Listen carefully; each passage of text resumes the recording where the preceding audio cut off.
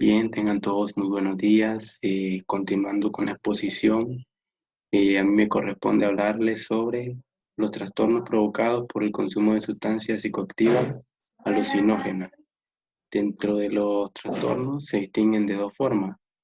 Hay unos que son a consecuencia del consumo y otros que son por adicción a las sustancias alucinógenas. De los que vamos a ver en esta oportunidad, que son a consecuencia del consumo, tenemos la psicosis persistente y también tenemos el trastorno de percepción persistente por alucinógenos. En los trastornos por adicción vamos a estar viendo el trastorno por consumo de fenciclidina y el trastorno por consumo de otros alucinógenos. Bien, primero con la psicosis persistente, que dice que la psicosis persistente incluye una serie de problemas mentales continuos. Entre ellos se encuentran las alteraciones visuales, como son las alucinaciones, la paranoia, es decir, una persona que teme a todas las personas que están a su alrededor, teme que pueda suceder algo. También está un pensamiento desorganizado, el pensamiento no está en el mejor estado eh, posible. También hay cambios en el estado de ánimo, y hay fluctuaciones con momentos de euforia y también estados depresivos. Bien, algunas sustancias que desencadenan esta psicosis persistente son los alucinógenos, los distintos tipos de alucinógenos, como el cactus peyote y otros que están ahí, el LSD, también la fenciclidina. Todos estos alucinógenos tienen una consecuencia en la formación de este trastorno. Y aquí un punto importante que dice que para que esta sea considerada una psicosis inducida por sustancias, las alucinaciones y las ideas delirantes que la persona emite deben ser superiores a las que normalmente se acompañan con los efectos de la droga y también con el síndrome de abstinencia alcohólica. En este trastorno los síntomas suelen ser breves, desaparecen poco después de que el efecto de la droga termina, pero sin embargo la psicosis persistente por alucinógenos puede persistir durante varias semanas. Se puede seguir experimentando las manifestaciones, aunque ya no esté bajo los efectos de la droga. Eh, ¿Qué tratamiento es viable para este tipo de trastorno? Bueno, el entorno tranquilo puede ser efectivo, ya que una persona con las alucinaciones tiene riesgo de lesionarse a sí mismo y lesionar a los demás. Entonces, un entorno donde se le proporcione seguridad y se le observe puede ser bastante eh, satisfactorio. Y también en la mayoría de estas psicosis se utiliza, cuando ya se descontinúa la sustancia, el uso de sustancias, pueden mejorar y pueden aliviarse los síntomas. También se puede administrar un ansiolítico como una benzodiazepina o también un fármaco antipsicótico para reducir los síntomas psicóticos de la persona. Y también por la psicosis debido a drogas como la dietilamida del ácido lisérgico, la LSD, la mera observación es suficiente, una observación en un estado de seguridad donde la persona no pueda causarse daño a sí mismo ni a los demás. Bien, ahora vamos con el trastorno de percepción persistente por alucinógenos. Este trastorno tiene los siguientes criterios diagnósticos. Criterio A, volver a experimentar uno o más síntomas de tipo perceptual, como los que se experimentaron durante la intoxicación con el alucinógeno después de haber cesado su consumo, es decir, alucinaciones geométricas, percepciones erróneas de movimiento en los campos visuales periféricos, destellos de color, intensificación de los colores, rastros tras las imágenes de objetos en movimiento, imágenes remanentes positivas, halos alrededor de los objetos, macroxia y microxia. Más que todo son alteraciones visuales, son de la percepción y son alucinaciones. Luego está el criterio B, que dice los síntomas del criterio A provocan un malestar clínicamente significativo o deterioro en lo social, laboral u otras áreas importantes del funcionamiento. A la persona le impide estas alucinaciones y estos delirios funcionar con total normalidad. Y el criterio C, que los síntomas no se pueden atribuir a ninguna otra afección médica, lesiones anatómicas e infecciones en el cerebro, afectación visual de la epilepsia, y no se explican mejor por otro trastorno mental como el delirium, el trastorno neurocognitivo mayor, la esquizofrenia o alucinaciones hipnopómpicas. Las alucinaciones hipnopómpicas son las que se dan en el periodo de que la persona está poniéndose en alerta cuando se está levantando en la mañana. Es un estado en el que está entre medio dormido y despierto y debe diferenciarse de estas alucinaciones. Algunos datos importantes es que estos flashbacks, como son llamados, a menudo ocurren sin previo aviso y se pueden presentar pocos días o más de un año después del consumo de la droga. Estos dos trastornos que hemos visto que son por consecuencia, se pueden manifestar a los días de que la persona ha consumido la droga o puede venirse a manifestar un año después de haber cesado el consumo. Y ambas afecciones se observan con mayor frecuencia en personas con antecedentes de enfermedad mental, pero pueden ocurrirle a cualquier persona incluso después de un único consumo de alucinógenos. Eh, las personas que tienen una predisposición con algún trastorno mental que ya tienen, eh, pueden tener mayor prevalencia a padecer de este tipo de trastorno. Y también en un estado de esquizofrenia prodrómica, el consumo de alucinógenos puede influir en que la esquizofrenia se desarrolle de manera total. Y aquí hay algo importante que dice que puede ocurrirle a cualquier persona, incluso después de un único consumo de alucinógenos. Entonces ahí se evidencia eh, lo grave del asunto de las drogas alucinógenas, lo potentes que son y el daño que pueden llegar a generar en el estado físico y psicológico de una persona. Bueno, el diagnóstico diferencial que se hace de estos trastornos se deben descartar con la esquizofrenia, otros efectos de la droga, las afecciones neurodegenerativas, los accidentes cerebrovasculares, los tumores cerebrales, las infecciones y los traumatismos craneales. Para descartar todo este tipo de situaciones puede hacerse mediante una resonancia magnética o eh, un TAC. Y pues también la esquizofrenia, hay que diferenciarlo porque se presentan bastantes síntomas similares, como lo son las alucinaciones visuales y los delirios. Para el tratamiento, al día de hoy todavía no hay una cura disponible para este trastorno. Sin embargo, los principales tratamientos que se utilizan son algunos benzodiazepinas como el clonazepam, el diazepam, conocido eh, como Valium, alprazolam, y son prescritos con bastante éxito, es decir, que pueden aliviar de cierta manera los síntomas de este trastorno. Ahora vamos a ver los trastornos por consumo, que son ya las adicciones. Primeramente está el trastorno por consumo de fenciclidina, también llamado PSP. Y el primero que dice, el primer criterio que dice que es un modelo de consumo de fenciclidina o una sustancia farmacológicamente similar, que provoca un deterioro o malestar clínicamente significativo y que se manifiesta al menos en dos de los hechos siguientes. Primero, que se consume fenciclidina con frecuencia en cantidades superiores o durante un tiempo más prolongado del previsto. Y también existe un deseo persistente o esfuerzo fracasado de abandonar o controlar el consumo de fenciclidina. La persona no puede por sí misma dejar de consumirlo porque ya ha creado una adicción, una dependencia a la sustancia. Como lo hemos visto en lo que mencionaba, ya ha habido una neuroadaptación. También se invierte mucho tiempo en las actividades necesarias para conseguir fenciclidina, consumirla o recuperarse de sus efectos. Como en la mayoría de las adicciones, siempre se invierte mucho tiempo en conseguirla, en consumirla y luego en sobrepasar los efectos que ésta conlleva. Y criterio 4, ansias o un poderoso deseo o necesidad de consumir fenciclidina.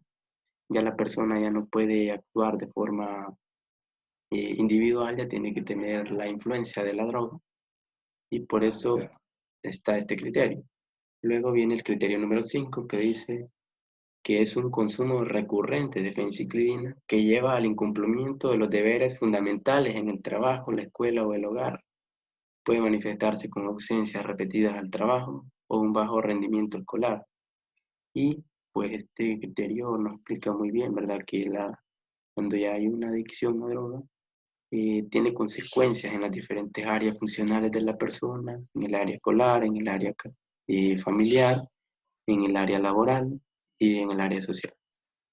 Luego está el criterio 6, que dice un consumo continuado de fenciclidina, a pesar de sufrir problemas persistentes o recurrentes de tipo social o interpersonal, provocados o exacerbados por sus efectos, como discusiones con un cónyuge sobre las consecuencias de la intoxicación y enfrentamiento físico. A pesar de las dificultades sociales o familiares que le generan, no puede dejar de consumirlo. Criterio 7. El consumo de fenciclidina provoca el abandono o la reducción de importantes actividades sociales, profesionales o de ocio. Criterio 8. Un consumo recurrente de fenciclidina en situaciones en las que es físicamente peligroso, por ejemplo, cuando se conduce un automóvil o se maneja maquinaria, estando incapacitado por el consumo de fenciclidina. Criterio 9. Se continúa con el consumo de fenciclidina a pesar de que se sufre un trastorno físico o psicológico persistente o recurrente, probablemente causado o exacerbado por ella. A pesar de tener manifestaciones físicas y psicológicas de daño ocasionado por esta droga, por esta sustancia, la persona continúa consumiendo. Y el criterio número 10, que dice que hay tolerancia definida por alguno de los siguientes hechos. Una necesidad de consumir cantidades cada vez mayores de fenciclidina para conseguir la intoxicación o el efecto deseado. Es decir, que ya la cantidad que utilizaba anteriormente ya no le está haciendo el efecto que tenía anteriormente, y por eso va consumiendo más y más droga. Eso es una tolerancia que se va generando. Y luego dice un efecto notablemente reducido tras el consumo continuado de la misma cantidad de fenciclidina. Ya la misma cantidad de la droga ya no le hace tanto efecto, ya tolera esa cantidad y por eso va aumentando la dosis. La prevalencia dice que al menos el 2.5% de la población general manifiesta haber consumido fenciclidina alguna vez en su vida. Y el diagnóstico diferencial que se hace con este trastorno es que debe distinguirse de trastornos de consumo de otras sustancias como cannabis y cocaína, que pueda tener algunos efectos similares al de la fenciclidina o PSP. Entonces debe distinguirse de estos trastornos adictivos a otras sustancias. Y también debe diferenciarse de la esquizofrenia y otros trastornos mentales, trastorno depresivo mayor, trastornos de conducta y trastorno antisocial de la personalidad, porque presenta fluctuaciones de ánimo, también presenta alucinaciones, entonces sería fácil confundirse con la esquizofrenia o con el trastorno depresivo mayor, por ello que debe hacerse un buen tamizaje de información para poder tener un diagnóstico certero y diferenciado para poder dar el debido abordaje. Ahora vamos por el trastorno por consumo de otros alucinógenos. Prácticamente los criterios diagnósticos son los mismos, únicamente que cambia el término de fenciclidina por alucinógeno. Entonces, aquí son distintos a la fenciclidina. Hay un modelo de consumo de alucinógenos que se manifiesta por al menos dos de los hechos siguientes. Y aquí vemos que se consume algún alucinógeno con frecuencia en cantidades superiores o durante un tiempo más prolongado del previsto. También existe el deseo persistente o los esfuerzos fracasados de abandonar o controlar el consumo de alucinógenos. Y también el mismo criterio que se invierte mucho tiempo en las actividades necesarias para conseguir alucinógenos y para consumirlo y para recuperarse de los efectos. Las ansias o un poderoso deseo o necesidad de consumir un alucinógeno. También hay un consumo recurrente del alucinógeno, y esto lo lleva a incumplir con los deberes fundamentales, como la escuela, el hogar, como lo mencioné anteriormente con la fenciclidina, que generalmente las adicciones tienen esta característica que afectan las áreas funcionales de la persona. También hay un consumo continuado de algún alucinógeno, a pesar de sufrir problemas persistentes o recurrentes de tipo social o interpersonal. A pesar de tener problemas con la familia, con la esposa, con los hijos, puede seguir teniendo ese consumo por la misma adicción que ya se creó. También el consumo del alucinógeno provoca el abandono, la reducción de importantes actividades sociales, profesionales o de ocio, y hay un consumo recurrente de alucinógenos en situaciones que es difícil, que es peligroso consumirlo. Bueno, se continúa con el consumo de alucinógenos a pesar de que se sufra ya un problema físico o psicológico persistente o recurrente, probablemente causado o exacerbado por ella, y la tolerancia que ya puede generarse en algunos alucinógenos como el LSD, como la cactus peyote. Entonces ya hay una tolerancia y ya la persona tiene que ir consumiendo una cantidad mayor a lo que consumía antes. ¿Por qué? Porque ya el efecto que le causa la cantidad misma ya no es suficiente para satisfacer su sistema límbico y su necesidad de consumir droga. Y el diagnóstico diferencial que debe hacerse es con otros trastornos por consumo de sustancias como las anfetaminas, también acá con los trastornos psicológicos y como la esquizofrenia, los trastornos mentales o médicos como el trastorno de pánico, trastornos bipolares, trastornos depresivos, una hipoglucemia, un síndrome de abstinencia alcohólica, tumores cerebrales o del sistema nervioso central. Entonces debe hacerse la diferenciación de todos estos trastornos para poder darle el debido abordaje. Y la comorbilidad que esto presenta, estas sustancias psicoactivas alucinógenas, presentan una comorbilidad con distintos trastornos, como lo es el trastorno de ansiedad, el trastorno bipolar, trastorno depresivo, trastorno de personalidad antisocial y comportamiento antisocial, y también con la esquizofrenia. Como les decía anteriormente, una persona también con una personalidad esquizotípica o con una esquizofrenia en fase prodrómica y que a la vez consume una sustancia alucinógena, puede ser un desencadenante eh, fatal para que se desarrolle completamente la esquizofrenia y esto traiga consecuencias más graves en su vida. ¿Cómo se da el tratamiento para la adicción a este tipo de droga? No hay un tratamiento específico para el abuso y adicción a la PSP.